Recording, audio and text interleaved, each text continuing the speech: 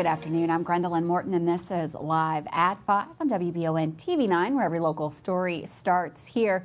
Some of our top headlines for the day: Berea City Council votes against state legislation. We've got the details on that. Plus, a longtime Kentucky politician will not be seeking re-election. And we're going to take a look at what's going on in Frankfort with Charles Baglin. We've got Sam in the Weather Center with the latest on the forecast. And, of course, Michael Watkins coming up here today live at 5.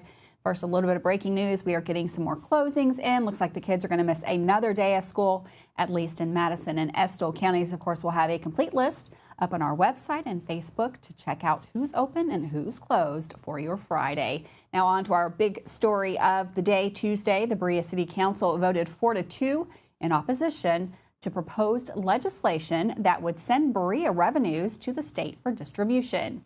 This resolution was made in response to Kentucky House Bill 253, which directs that state government to make a computerized system that would collect all local occupational license fees and profit taxes from local governments in Kentucky, and would have a state agency or third party distribute the revenues back to local governments. Under current state laws, both city and county governments have the authority to collect local revenues. The proposed legislation would give that authority to Frankfort. Susan Helton, City of Berea Finance Director, reportedly spoke in support of the resolution to oppose state control, noting such a distribution system does not yet exist.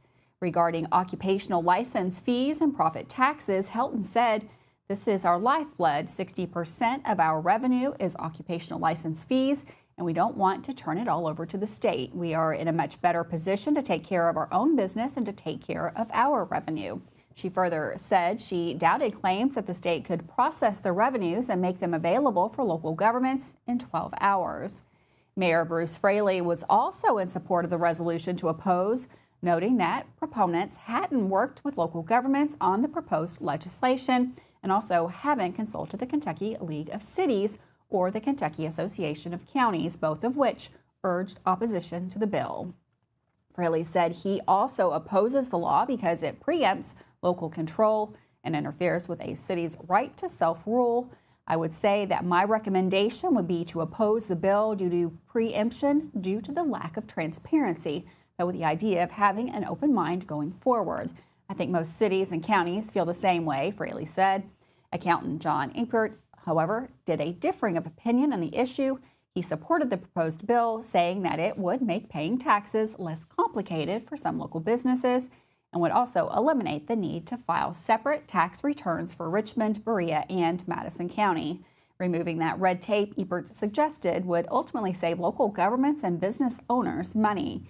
He further argued that the current system is outdated and in need of reform.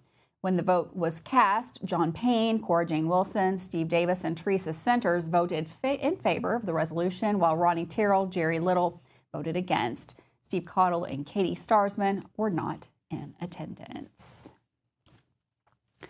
Well, more political news as Senator Mitch McConnell, the longest-serving Senate party leader in the U.S. history, has announced Thursday that he will not seek re-election in 2026, ending a political career that began in 1984. McConnell, 83, made the announcement on his birthday, confirming that he will retire when his current term concludes in January of 2027. McConnell's career was defined by his influential role in reshaping the Supreme Court, advancing conservative policies, and navigating the Senate through significant tax reforms and 2 presidential impeachment trials. He was a master strategist known for his role in blocking President Obama's Supreme Court nominee in 2016 and fast-tracking Judge Amy Coney Barrett's confirmation in 2020. However, McConnell's relationship with former President Donald Trump soured after the January 6th Capitol attack, with McConnell blaming Trump for the violence. Despite occasional cooperation, including endorsing Trump in 2024, their relationship became strained. McConnell's retirement will create an open Senate seat, triggering a competitive GOP primary. Local Republicans praised his leadership, noting his role in transforming Kentucky's political landscape and cementing GOP power. Well, following McConnell's announcement, Congressman Andy Barr expressed interest in running for that seat as well. The Republican Party, Kentucky, acknowledged McConnell's extraordinary service, crediting him with shaping both the state and national policies. Well, in response to McConnell's announcement, former Kentucky Attorney General Daniel Cameron announced on X Thursday that he will run for the U.S. Senate. Shortly after, Senator Mitch McConnell revealed he will not seek the re-election in 2026. Following Cameron's announcement, Congressman Andy Barr criticized his past electoral performance, pointing to Cameron's loss in the governor's race despite strong support from former President Trump. Barr contrasted with his own 2018 victory against Amy McGrath, calling himself a proven winner and stating we need proven winners, not folks who can't even win the support of the greatest president we've ever seen. Should be a good fight for that seat. Well, moving on to more political news, 2 new bills are on their way to the full Senate for consideration. State Bill 179 looks to establish a state nuclear energy development grant program, while Senate Bill 100 will implement restrictions on tobacco and vape retailers. With more on these bills, Charles Baglin reports from the state capitol. If you sell without a license, you could go to jail. That's one of a series of penalties put forth in Senate Bill 100 being considered in the Kentucky General Assembly. Senator Jimmy Higdon speaks on new controls on vape shops before the Senate Committee on Licensing and Occupations. The only way to control the bad actors in this industry is by licensing all retailers of vape, tobacco, and alternative nicotine products. This bill has one purpose: to stop the supply of vapes and cigarettes to underage individuals. The bill would create the Division of Tobacco, Nicotine, and Vapor Products within the Department of Alcoholic Beverage Control. That office would issue a product license to the retailer to be renewed annually and would perform inspections to ensure compliance. Penalties of up to $1,000, loss of license, and possible Class D felony charges could be imposed for those selling such products without a license or selling to those under 21. Senator Karen Berg of Louisville supports the measure. Nicotine is as addictive as opioids are. Senate Bill 100 passed favorably out of committee and now moves to the full Senate for consideration. Senate Bill 179 creates Kentucky's Nuclear Energy Development Grant Program. Ladies and gentlemen, these are historical times, and Kentucky has got to step up in this area or we're going to be left behind. That is Senator Danny Carroll testifying in the Senate Committee on Natural Resources and Energy. The hope is that we will establish this grant program, and then in future budget years, we will invest more so we don't get behind Tennessee and other states that are investing. The goal is to attract nuclear energy-related projects to the Commonwealth, such as reactor design, component manufacturing, facility operation, and waste storage. The grant program is a provision of the Nuclear Energy Bill which passed in the last legislative session. It uses $10 million in funds already appropriated for these grants. The bill would cap each grant at $2 million.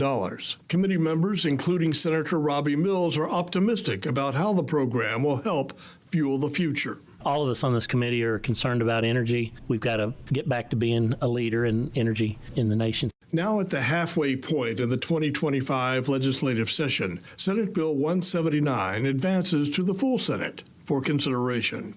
Reporting at the state capitol in Frankfort, I'm Charles Baglin. Thanks, Charles, for that report. We're going to have your weather report. That is coming up next. Still have sports to come and more news right here live at 5.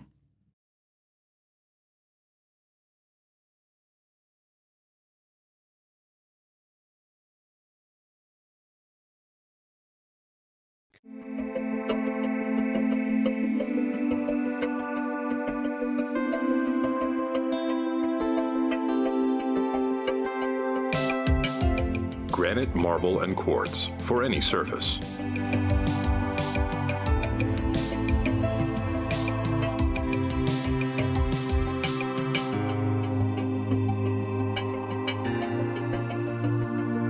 Make a lifetime commitment you won't regret.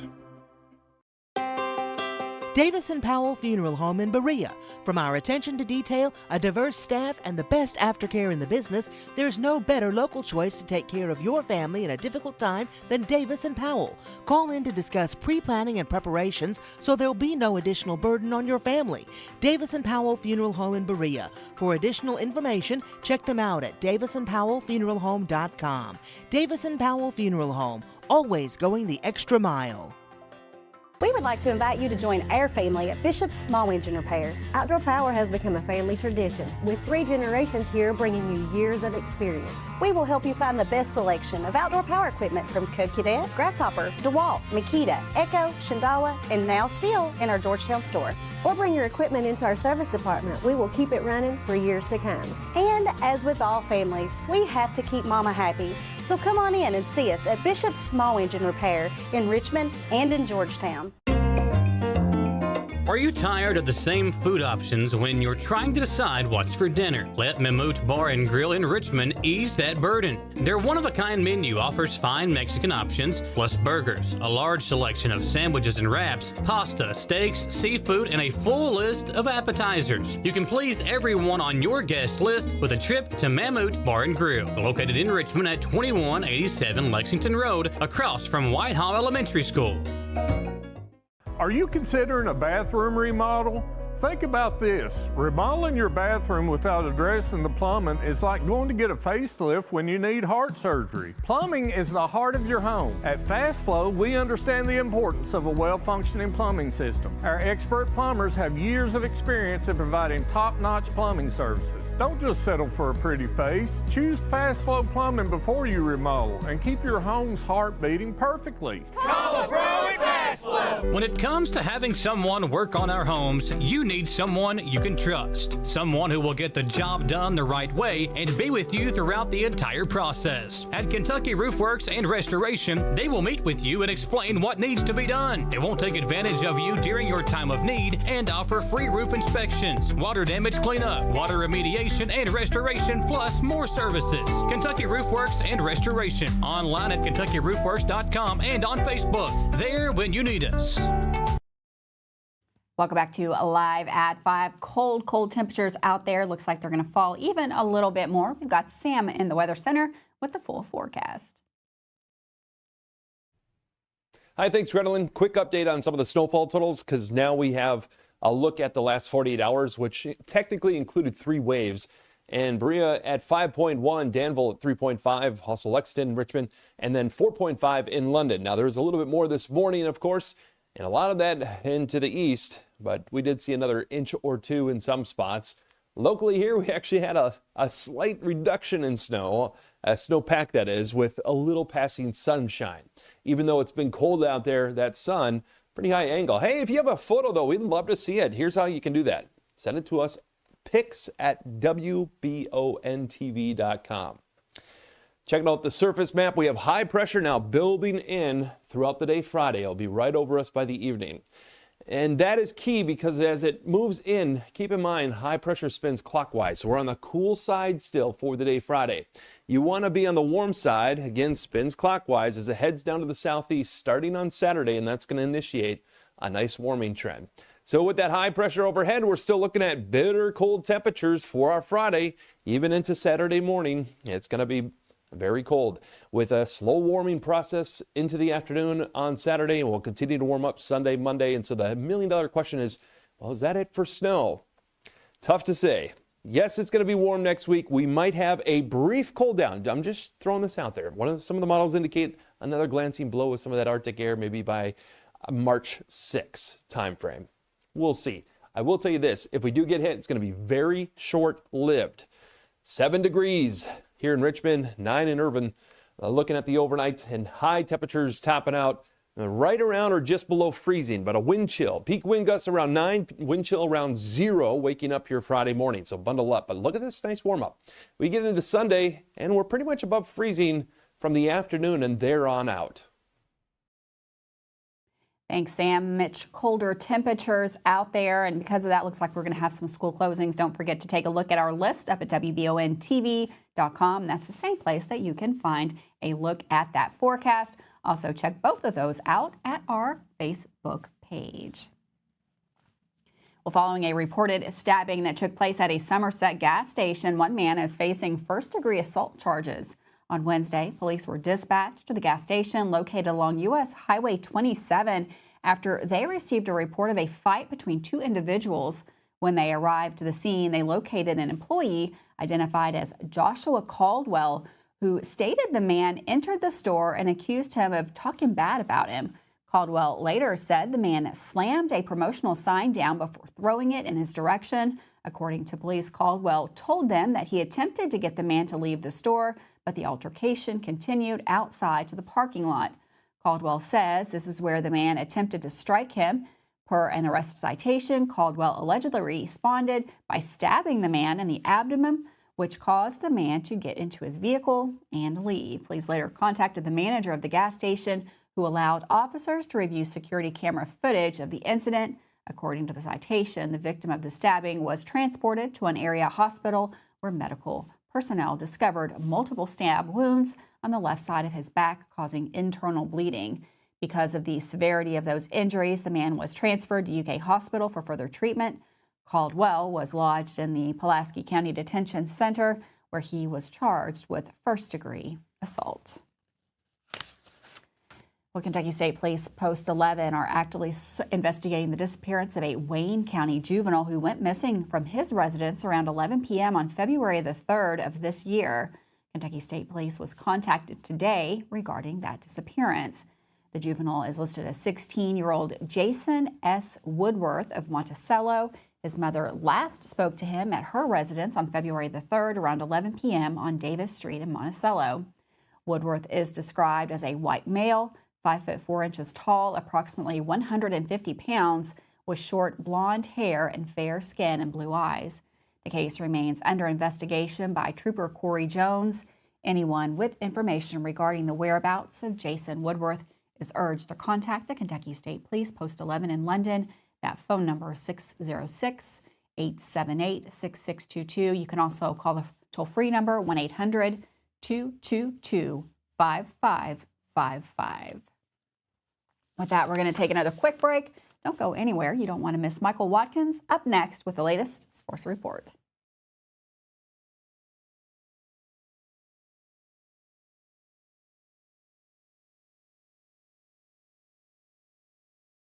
Discover the hometown difference at Jack Burford Chevrolet in Richmond, Kentucky. Family owned and operated for 60 years, we're dedicated to providing outstanding customer service in a welcoming atmosphere. Our friendly staff is here to help you find the perfect vehicle and keep it running smoothly. Take a look at our new and quality pre-owned vehicles at jackburford.com. Estill County EMA CSEP is a huge asset to those in Estill and surrounding counties. CSEP in Estill County has partnered with Everbridge to bring you alert and notification services that will allow you to maintain your contact info and ensure you receive alerts for locations in Estill County that are important to you. For more information and to register your device, visit EstillCountyEMA.net. You can also stay up to date with your county by following Estill County EMA CSEP on Facebook, helping you stay safe at home. Hey y'all, it's Sawyer. And us, and PD. From Hicks and Punson, Kentucky Lawyers. Sawyer, can I ask you a question? If size matters, why did David beat Goliath? That's because it's not the size of the dog in the fight that matters, it's the size of the fight in the dog. If you've been hurt in an accident and want local lawyers who will fight for you, call Mr. Josh Nydad yet. Call 859-777-7000 or visit honestdealers.com. At the Galaxy Bowling Center and Champions Bar and Grill, we have activities galore, including video games, bowling, pool, delicious food at Champions, plus karaoke and live entertainment 7 days a week. Enjoy the climate-controlled patio, watch NFL football, and your Kentucky Wildcats all season long. The Galaxy Bowling Center and Champions Bar and Grill, just off exit 87 at 1025 Amberley Way in Richmond. When inclement weather hits the greater Richmond area, you can count on Richmond's very own WBON TV9 news team. Continuing news team coverage of traffic alerts, power outages, road conditions, and traffic impacts like accidents or downed trees. Accurate forecast, watches and warnings, local cancellations and delays, and official information from Emergency Management and the National Weather Service.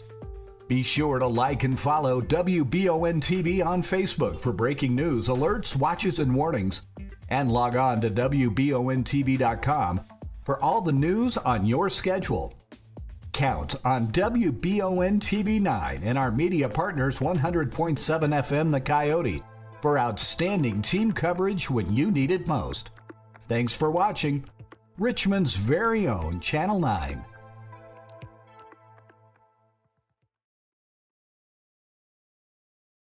Well, this time of year, every game is a big game, and that is once again the case for EKU men's and women's basketball teams as they face tough conference games on the road tonight.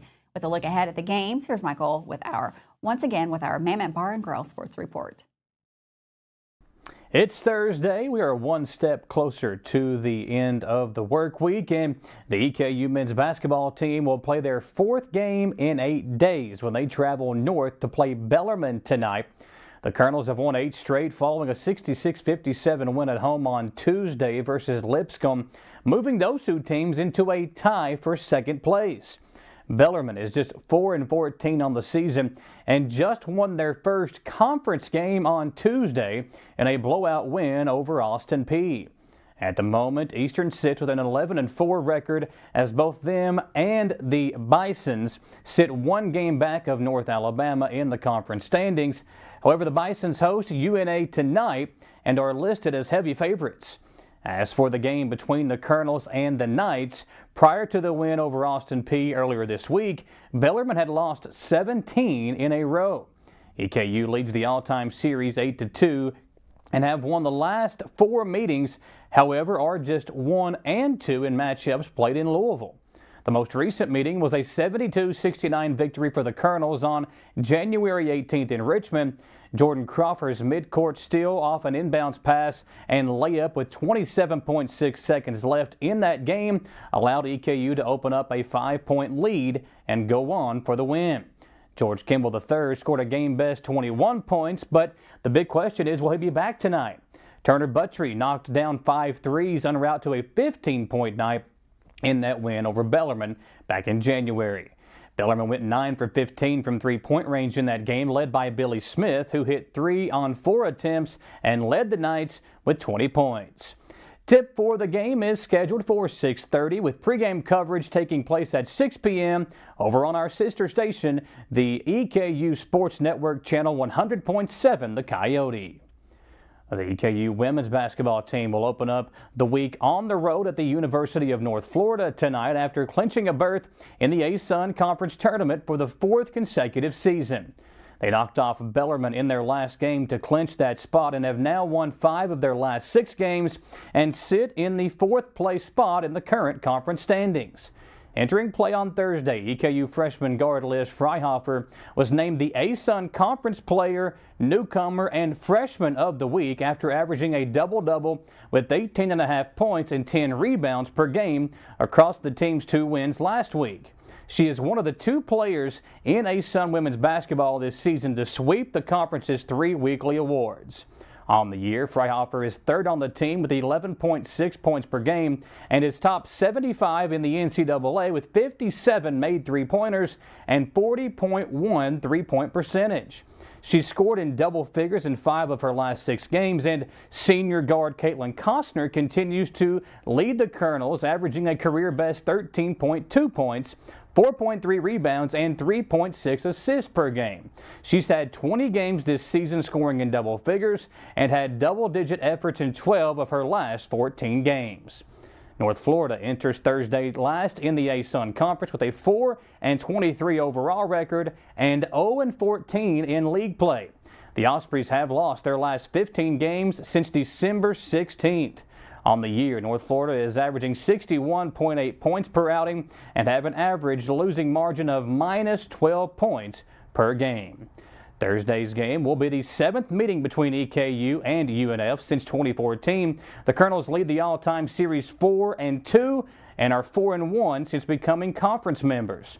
EKU has won the last 4 meetings in the series, 3 of which came by 20 or more points. Catch that game on another one of the Wallingford media stations on Y92.5 WEKY with tips set for 5 p.m. For this Thursday edition of the Mammoth Bar and Grill Sports Report, folks, if you haven't been to Mammoth Bar and Grill yet, what are you waiting for? They have a huge selection on their menu with a lot of different Mexican options. They've got some great pork chops, steaks, and some other really good dishes that you should be checking out. They're located up there by Whitehall Elementary School, and they are proud supporters of our coverage here of local sports. Go by and check them out and tell them you saw them here on WBON TV. More coverage coming your way tomorrow, but for today, looking forward to a great night of basketball. I'm Michael Watkins.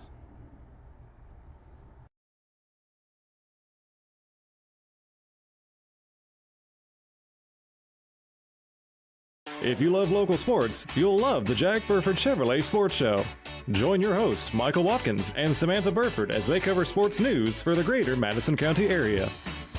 Get your local sports news every Monday night from 6 to 7 p.m. on WBON Channel 9 and on radio at Y92.5, V99.3, and WKXO Sports Radio 103.5. The Jack Burford Chevrolet Sports Show is also brought to you by Aero Auto Glass, Nuevo Vallarta, and Bishop Small Engine Repair. When the awful Michigan weather makes its way down I-75, you want your vehicle ready for anything. Hall & Sons Auto Care knows there's no good time to break down, but especially when it's ice cold outside. So get that preventative maintenance taken care of at Hall & Sons on North Keeneland Drive in Richmond. Hall & Sons works on the smallest repairs all the way up to major engine work, and they can work on Chevy, Mercedes, and everything in between. So no need to take your German car up to Lexington to overpay when Hall & Sons is just off exit 90 in Richmond. Call 859-626-7695 for Hall & Sons Auto Care. Who makes the best meal in Richmond? Nuevo Vallarta. Friendly service, a place that's good for kids and good for groups. Head to Nuevo Vallarta on Big Hill Avenue in Richmond. Nuevo Vallarta is known for warm hospitality, great prices, great food, and the best fajitas in town.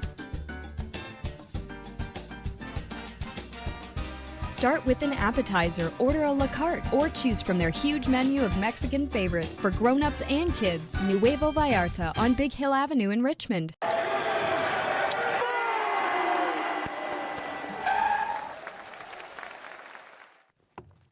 I love this card. Thanks. Go Colonels. Is it here? Hey, Coach, it's right here, but shouldn't you be at the game? Carry your favorite team with you everywhere you go with the new EKU branded debit card from CG Bank. No matter what season it is, always show your Colonel pride. It's that time of year when we are day and night driving with our kids all over. Your car never stops. At AMCO Transmissions, we make sure to keep you rolling. We have the latest technology, certified technicians, and longest warranty to keep your vehicles running strong. We specialize in all foreign and domestic transmissions, drivetrain, or just general maintenance. Did you know at AMCO the average customer saves $1,800 in comparison to the dealer? And AMCO has a longer warranty. Come see us at AMCO Transmission for the best service and the cheapest prices around. AA MCO. Batteries Unlimited in Richmond has you covered with all your battery needs, plus they're your local stop for U-Haul and your vehicle key and fob headquarters. Check out their new auto detail shop, Aces Detailing, located at Batteries Unlimited. They do simple detailing with a deep, thorough clean for the inside, wash and wax options for the outside, and a deep clean of the engine bay when your ride is dirty. Check out Aces Detailing at Batteries Unlimited. Welcome back to Live at 5 on Wednesday. Deputies from the Laurel County Sheriff's Office arrested a woman for drug possession. According to officials, officers conducted a traffic stop on a vehicle driven by 51-year-old Rhonda Mullins on Jackson Ferriston Road, approximately 2 miles south of London. A task force K-9 alerted police to the presence of narcotics in the vehicle. A large amount of methamphetamine, along with glass pipes and a weight scale used to weigh and measure narcotics, was reportedly found in the search of the vehicle. Mullins was charged with trafficking in a controlled substance, first degree, and possession of drug paraphernalia, and lodged in the Laurel County Detention Center. Thanks so much for joining us today Live at 5. Make sure you still stay weather aware. And of course, we've got that list up of closings on our website and Facebook page. Have a great night. I'll see you tomorrow Live at 5.